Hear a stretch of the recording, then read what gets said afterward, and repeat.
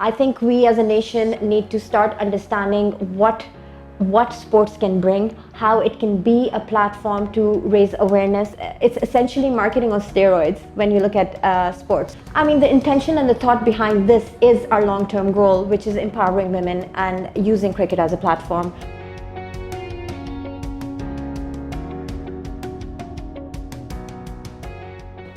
Assalamu alaikum everyone. We are here with Rubab Hasan, who is the Director Marketing and Communications for the IPG Group Pakistan. We are very excited to have her here on board because she is a woman who has been very prominent in the sports industry, doing a lot of things, and we are especially excited to hear what she has to say because the IPG Group has been doing some really interesting work. Could you tell us how you started this journey from being a creative designer into going into sports marketing and doing such wonderful work in the sports industry? Well, thank you for having me over. Yes, it's been an interesting journey indeed. I started off, as you said, at an agency, and I moved on to start my own small setup, which was my own company, which specialized in marketing and communications. So what happened was I was approached by the T10 League, by the CEO of the T10 League at the time, which was Jawad Ghulam Rasool, and he had asked me to take over the marketing for a particular team within the T10 group, which was the Pakhtun team. And that is how I interacted and worked in this industry as a marketing and communication specialist.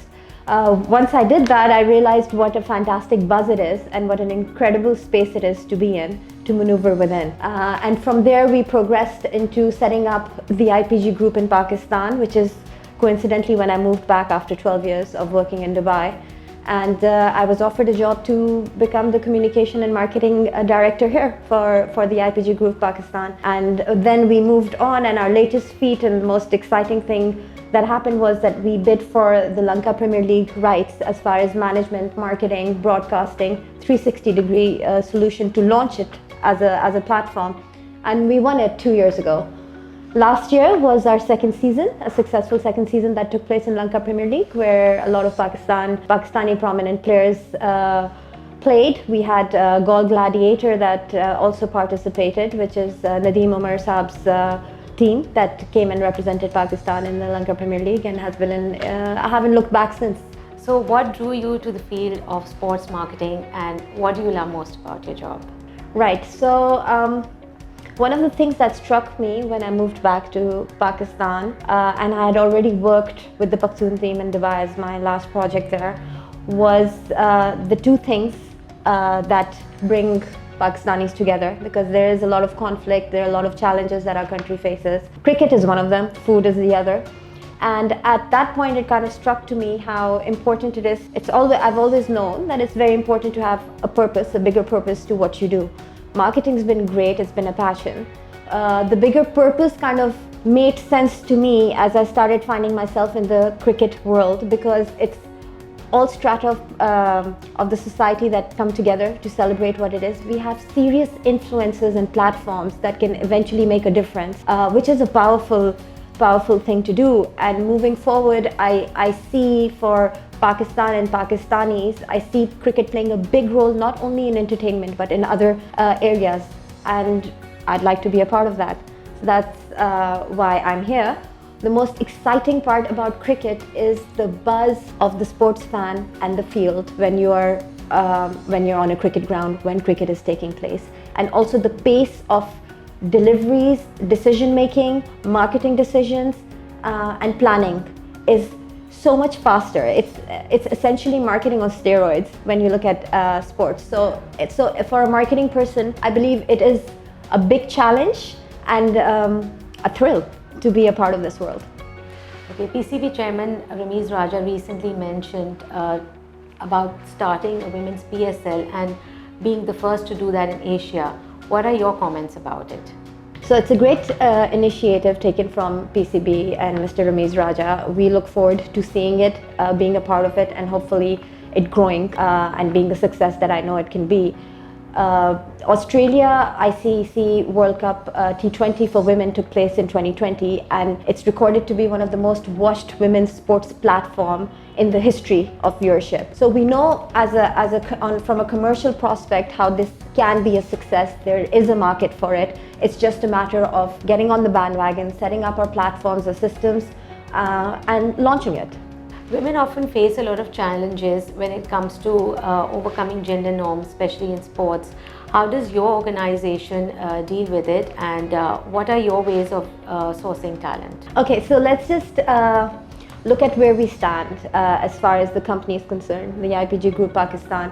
We are now in Pakistan, and let's look at where we stand as far as women are concerned. So we are 153 out of 156 countries as far as gender gap is concerned, as far as the World Finance Report goes, which was released last year. And so, I mean, it's no secret that we are in dire need in different areas and industries for women to be pushed forth and given a platform, not only economically, health-wise, education-wise. And so sports remains to be the strongest platform as far as entertainment and influencers go, and can play a huge, very, very huge role in this progress that we need to be looking towards and looking forward to. As far as the IPG Group is concerned, we are now working towards launching Singapore T10 Cricket League in Singapore, which will be run by us, and again we have the 360 rights for this league. And this will be the first T10 league in this region to be launched, where women and men will be participating. The franchise model will be as such that when there's to give you an example, if there's a Quetta Gladiator or Gaul Gladiator male team, there will be a women's team for the same, and it will happen simultaneously. I mean, the intention and the thought behind this is our long-term goal, which is empowering women and using cricket as a platform to take us forward, not only in sports but in other industries. How do you see the future of women's sports playing a role in Pakistan? Here's what I think. We have incredible influencers right now. Take Uj, Aftab, take Sana Mir, take Fatma Sana, who are emerging, and they've actually realized what they are. They've realized that they are influencers. They're taking extreme responsibility for their social media presence, for their digital presence, and the message that they're sending across to girls. So moving forward, sports for women, I envision it to be, like I had said earlier, I envision it to be play a very crucial role as far as empowering women are concerned. I do think moving forward, we need to start integrating it into college level and school level. It's not just at the periphery, at the surface level. I would want the government, the Prime Minister, the IPG Group actually would want the government and the Prime Minister to get on board as far as integrating programs, inter-college championships for women. And the IPG Group looks forward to also kind of play a major role in this. This is in our future plans. This is something we're working towards as far as our long-term goals go. Apart from being players, what are the other kind of roles we are seeing that women can play in the sports industry? Well, my question to you would be, what choices would there not be? Everything, I mean, that's why we're here, right? Everything a man can do essentially is what a woman can and should be able to do. It's a matter of what are they trained to do already, of where we are. And that kind of brings me back to the question of how we are integrating and training our women and our girls at a younger age to work towards excellence in fields like sports, from being a cameraman, director, broadcasting, to what women are already doing as far as playing and commentators are concerned in the cricket industry. Do you feel that women get more recognition in sports and females don't get that kind of recognition? Why is that so, and what can be done to change that? Yes, actually I would say that is the case generally all over the world. Women's sports suffers a little bit more than men's. But according to a new report that I was looking at, it was a YouGov report that was released last year, where they were talking about it's not because there's a lack of market or interest. There is interest, in countries like India. It's said there's 40% interest rate as opposed to the men's sports industry regarding viewership is concerned. It is about how available it is. Is it available or not as far as the entertainment is concerned or TV broadcasting is concerned for us to watch. The minute the availability increases, your commercial aspect of it increases. We have sponsors, we have women's products that can sponsor it, all different arrays of how a league format or a sports format works commercially can come into place in the scenario that it is available and there are leagues taking place. So a world-class international event for women as far as cricket is concerned needs to be available and aired. The interest is there. There is no doubt about it. I see videos from her personal platform that are coming in, and like I mentioned, she's realized that she is becoming an influencer.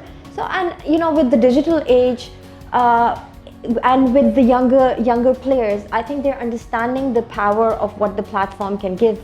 It's just now a matter of them being aware of the responsibility that they have, and establishments like PCB or the IPG Group kind of backing them up as far as knowledge and initiatives and social responsibility is concerned. Hey, listen, you're here, you've got these many followers, it can be a lot more. Let's use your digital platform and let's be responsible about what we're saying. So to answer your question and to sum it up, celebrities are made with viewership and with accomplishments. The minute we have both of these, it's just a natural progression. I don't see it not happening. It's happened always for men, so why not women? Right.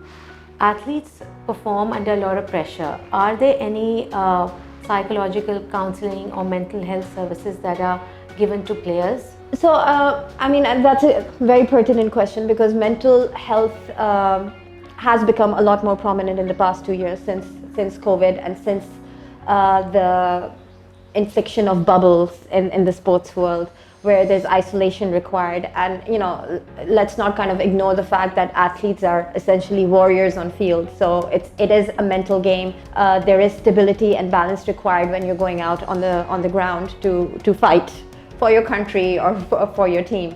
So it is there. Mental health facilities and psychological health facilities are there. They are present. They do need to be formalized and become stronger with time, I think.